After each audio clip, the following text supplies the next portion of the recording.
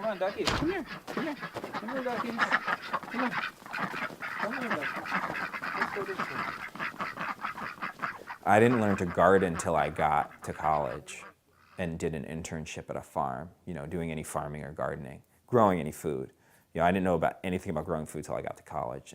I think when I started living here, some of what I started to do on the land was a little more intentionally focused on solving, global problems, using less energy, like basically doing less damage.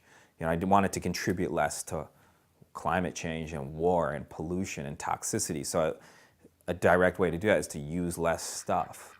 Living on a piece of land and starting to grow food, especially gardening, which was a way to use, to do less bad in the beginning, use less, buy food from closer, have your own food instead of buying it from far away, less pollution, less damage, started to actually become something that I enjoyed so much that in some ways now I care less that it's part of the solution to like global problems than it's just really empowering.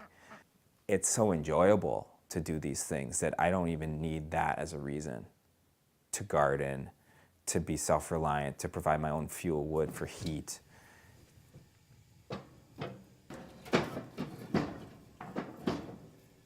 It heats the whole building, and we cook on it and dry on it and bake in it. So it does all of these basic uses, and it's just a wood cook stove. But it's not like your grandparents' old wood cook stove, which is all ornate and has a lot of air flowing through it. It doesn't really heat well. It's like a high-performance wood cook stove. Okay. It's airtight, like a normal good wood stove. It heats all of our hot water, so we actually have to take a bath in the winter or definitely take a shower, or we'll end up with too much hot. It makes more hot water than we need. It's free hot water because we're running the wood stove anyways to keep the building warm. It's just a little piece of a stainless steel tank in the wood firebox where you put the wood, where there's fire. There's a tank that holds a couple gallons of water, and that's connected to a hot water tank. And so the water flows via convection. You don't need a pump. Flows in, the cool water comes in down low, and it heats up, and the hot water leaves the top side, and it just cycles through the 40-gallon tank. Making the champagne kind of woody debris compost mound is not that difficult. You just basically you have to make a large pile of mostly wood chips and get polyethylene tubing, water piping through the pile. We used 3/4 inch poly tubing and ran 800 feet. So it's at over 110. It's about 30 degrees outside, so it's 80 degrees hotter in here than it is outside.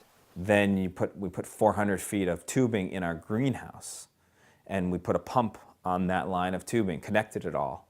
And so when you pump it, the water comes out of the compost pile at about 120 to 145 degrees and goes through the greenhouse, giving up its heat into the soil. We put it in the beds, grow plants in that soil.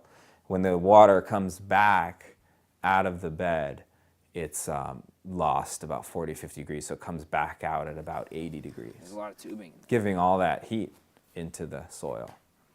We're able to make the climate in the greenhouse be much warmer, which is especially helpful in the beginning of the year and at the end of the year. So when we're starting the garden around now in February and March, and then extend the gardening season all the way into November and December. The neat thing is we're making the compost anyways. So we want to make large piles of wood chips to compost into soil and mulch for all of our fruit trees and berries anyway, and garden paths. So, but it's making all this heat no matter whether we use the heat or not. We haven't had a greenhouse to try to grow these in. And now that we have a greenhouse, we just figured let's see if they'll produce inside the greenhouse in the winter, or if they'll break dormancy. They won't be too cold in here. And we're getting a pretty decent flush of shiitakes just in the greenhouse. We've been picking them for dinner. Most of what we do here is homesteading more than farming, making our own stuff for our own consumption, our own sustenance, rather than selling products to make a living. I mostly make a living doing design work. So, but the property's 10 acres, faces west, and it's a beat up old hill farm. So it's been abused for a couple hundred years, the way the sheep and other animals used to be grazed in this part of the state. So we're trying to really turn a place that was not growing any food for people for the most part to an abundance of fruits, nuts, vegetables, meats, This is our summer harvest. It stores for the whole year. These are one of a handful of pots of potatoes we store in sawdust. So we have a year's worth of potatoes that we can put up in the root cellar. In the last 2 years, most of my calories have started to come from this property. And I'm not trying to grow all my own food. I'm just trying to have a high level of self-reliance and health and independence. Really and hard. Economy. Super If I grew all my own tasty. food, I wouldn't have any reason to trade, for you know, dinner. with other friends and neighbors for maple syrup or dandelion wine or mead or, Oh, look at this you know, too. whatever the different things are, pickles that other people make better than we do, or we don't have the time or the resources to make, Apples we like put maple up. syrup. Store in sawdust, and they keep so well if you store them in sawdust. The stuff we get from the store now is either totally mealy or from New Zealand. Circa, whatever, 8,000 miles away. This is what happens when you garden, is you carry food around all the time when you don't expect to. It doesn't seem like something I was too familiar with before gardening, of having, you know, abundance of something, so much of something you just want to give it away. Like gardening makes us want to give things away more than anything else I had done in my life before. So that seemed, for that reason alone, it seemed like this must be a good thing to do. We grow a lot of different varieties of vegetables. There's more vegetable varieties you can grow in a cold climate than you can in the tropics. Something that surprised me when I went and visited a friend in Nicaragua, they can barely grow most vegetables. It's too hot. And the day's actually not long enough. Our summers are very, very long days. So we can grow, he had very little vegetable diversity. He had 100 types of fruits. We can't grow nearly the fruit or a lot of other things, but we can grow a massive amount of vegetable. Our vegetable gardens in the northern climates are spectacular for a good reason. Everything we're planting and everything we're implementing here is designed with the idea that the climate could shift colder and shift warmer.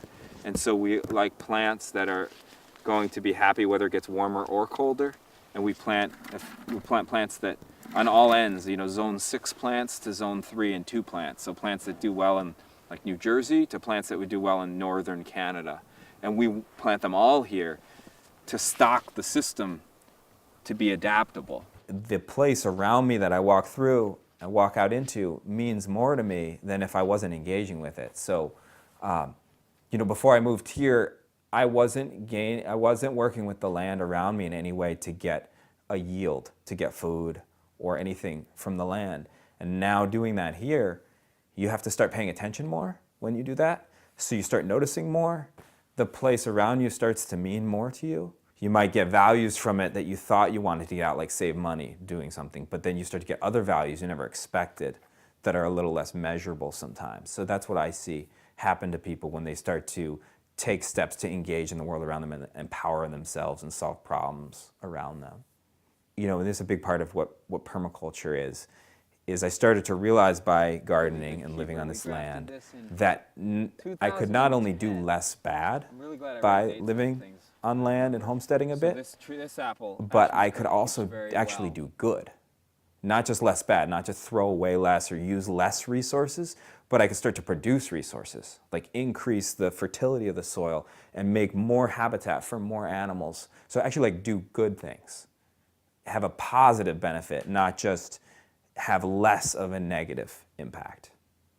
And now to me, the idea of impact, like reduce your impact, which I used to be all about. I want to reduce my impact. Now I want to increase my impact as much as possible. I want as positive of an impact as I can in my lifetime.